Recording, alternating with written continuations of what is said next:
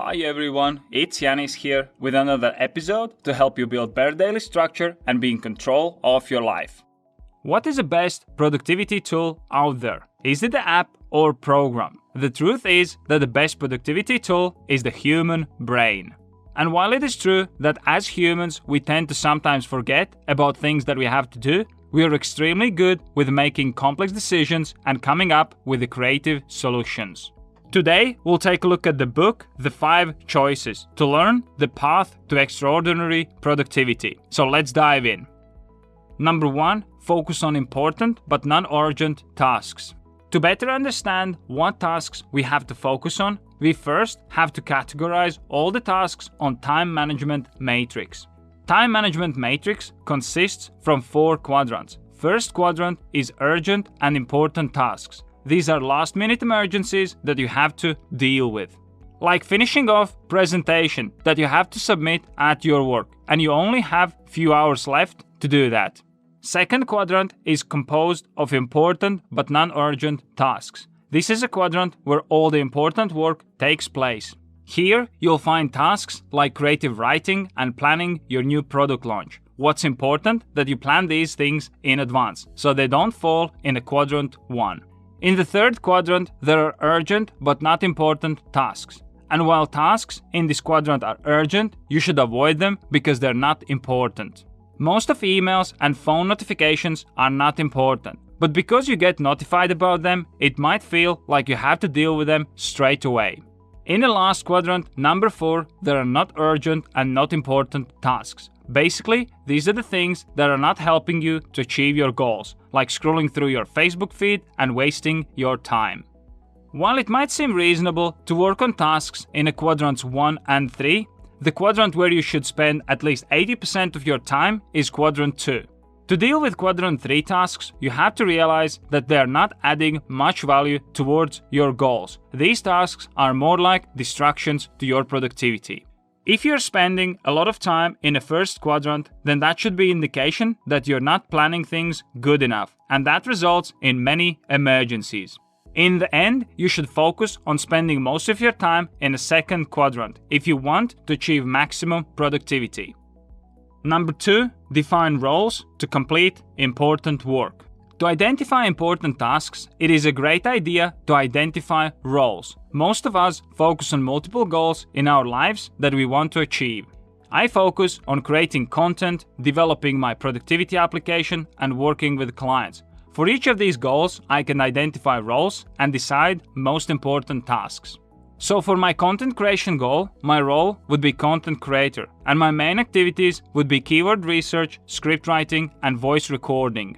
The reason why it is so important to define the roles is because it helps to get in the right mode and execute the tasks. This works very well with routines. When you know that you will be doing a particular job at a specific time, it lets your brain prepare for it. I have been using this approach for months, and my productivity has increased, as well as focus and energy that I dedicate to the tasks. Every week on Tuesdays and Thursdays, I create content for my YouTube videos. I write scripts in the first part of the day, and I record voice and write descriptions in the second part of the day. By using this approach, I find that I can easily enter the flow state, as my brain is already expecting for me to work on the content for hours. Number 3, work on schedule. Having a schedule and working on it is an important component if you want to achieve high levels of productivity. People who are planning their time will always get more things done compared to those who don't plan anything. People who don't plan tend to be more overwhelmed and stressed due to unexpected things landing on their plate. If you're planning your time, then you know every day what needs to be done. And if you know that you don't have any more time left, then you will not schedule any more activities. However, if you don't have a plan or schedule in place, you don't really know what will need to be done, and therefore end up with more things than you can handle. Scheduling and planning is easy. Simply allocate time for activities that you want to complete with estimated completion time.